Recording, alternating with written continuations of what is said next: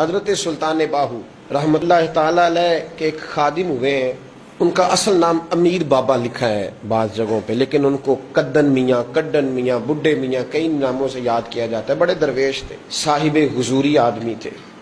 اکثر لوگ دم درود کرانے آتے تھے ان کے پاس۔ بزرگوں کے پاس لوگ آتے ہیں، اللہ کے بندے دعا کرتے ہیں تو اللہ خیر فرما دیتا ہے۔ آج کل کا زمانہ نہیں، اب تو دکانداری ہے نا، ٹوکن چلتے ہیں تو اللہ تعالیٰ خیر کرے، حالات بڑے عجیب و غریب ہیں۔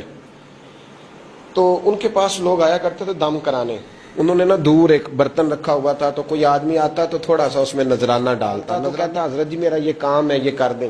وہ خلیفہ تھے حضرت سلطان باہو کے، وہ گردن جھکاتے، تھوڑی دیر کے بعد سر اٹھاتے، کہتے تیرا کام ہو جائے گا۔ صحیح مسلم کی حدیث ہے، نبی پاک نے فرمایا رب اشغاز اکبر لو اقسم علی اللہ لابرہ۔ اللہ کے کچھ بندے ایسے ہیں جو اللہ کو قسم بھی دے تو اللہ ان کی قسم پوری کر دیتا ہے۔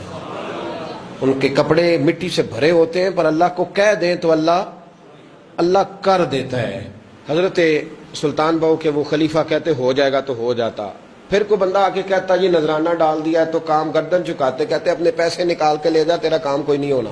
ایک دفعہ کچھ سید زادیاں آ گئیں، انہوں نے آ کے نا اس زمانے میں 100 روپیہ، سمجھ لیں کہ آج کل لاکھ روپیہ، بابا جی کے نذرانے والے گلے میں ڈالا اور آ کے کہا کہ بابا ہمارے نا ایک بچے کو سزائے موت ہو گئی اور حلفاً بتاتے ہیں کہ ناجائز پھانسی کا حکم ہوا ہے، تو تیری رب رسول کی بارگاہ تک رسائی ہے، مہربانی کر، سیدوں کا بچہ ہے، مہربانی کر۔ بابا جی نے گردن چکائی اور کہا اپنا 100 روپیہ نکال کے لے جاؤ، مشکل ہے بچہ بچے تو میں کچھ نہیں کر سکتا۔ سیدزادیاں تھی، روتی ہوئی لوٹ گئیں۔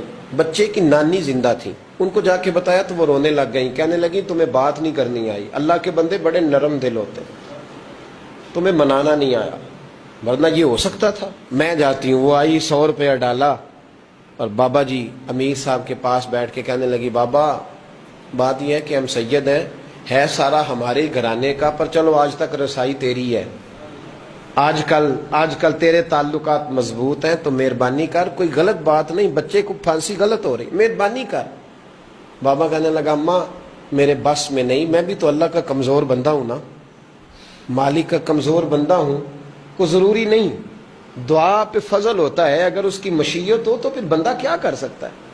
تو اماں یہ کام نہیں ہو سکتا۔ تو اماں رونے لگ گئی، کہنے لگی کوئی نہیں، میں قیامت کے دن حضور کی بارگاہ میں تیری شکایت کروں گی، میں کہوں گی کہ میں نے بتایا تھا میں سید ہوں، اس نے توجہ ہی نہیں کی، میرا کوئی خیال ہی نہیں کیا۔ تو بابا صاحب فرمانے لگے اماں پیسے نہ نکالنا، جا تیرا کام ہو جائے گا، جا تو ہو گیا تیرا مسئلہ حل، ہو جائے گا۔ وہ آپ پیسے رکھتے تھے تو سال کے بعد، 6 مہینے کے بعد، مہینے کے بعد جا کے حضرت سلطان باہو کو دے کے آیا کرتے، وہ وہاں لنگر میں یا کسی جگہ خرچ کرتے تھے۔ جس دن اس بچے کی پھانسی کا وقت تھا نا، تو وہ بابا جی حضرت سلطان باہو کے پاس چلے گئے۔ حضرت سلطان باہو کے مزار پہ جو دوست گئے ہیں یا میرے ساتھ گئے ہیں وہ جانتے ہیں کہ گڑھ موڑ سے یوں مڑتے ہیں، آگے دربار ہے، تو گڑھ موڑ پہ حضرت سلطان باہو ان کے استقبال، ان کو وہاں پتہ چل گیا کہ وہ آ رہا ہے، آئے دروازے گڑھ موڑ تک، مرید ساتھ تھے۔ تو حضرت سلطان باہو کہنے لگے یار تو نے اچھا نہیں کیا، اپنے خلیفے تو نے اچھا نہیں۔ کہنے لگے حضور چارہ کوئی نہیں تھا، سید زادیاں آ گئی تھیں، حضور کا خاندان تھا، میں کیا کرتا۔ مرید کہتے ہمیں سمجھ نہیں آ رہی کہ یہ کیا ہو رہا ہے۔ کہنے لگے مجبوری تھی، کیا کرتا، کدھر جاتا، حضور کا خاندان تھا۔ کہا تو نے اچھا نہیں، کہتے ہمیں نہیں سمجھ آ رہی کہ تو نے اچھا نہیں کیا، وہ کہتے ہیں حضور کا خاندان تھا، اس کا معنی کیا ہے۔ کہتے ہیں تھوڑی دیر گزری، بچہ وہاں سے رہا ہو گیا، حضرت سلطان باہو کے خلیفہ کا انتقال ہو گیا، وہ وصال کر گئے، وصال ہو گیا۔ آپ نے جنازہ پڑھایا، دفن کیا، تو غلام کہنے لگے حضور یہ ماجرا کیا ہے۔ آپ فرمانے لگے اس نے اللہ کے حضور دعا کی تھی کہ مولا جناب اسرائیل نے اس دن کسی نہ کسی کی روح لینے جانا ہے نا، تو میری لے جائے۔ اب سیدزادیاں دروازے پہ آ گئی ہیں، تو سادات کو تو خالی نہیں نہ بھیجا جا سکتا، مصطفیٰ کا خاندان ہے، حضور میری روح لے جائی جائے اور اس سیدزادے کو چھوڑ دیا جائے۔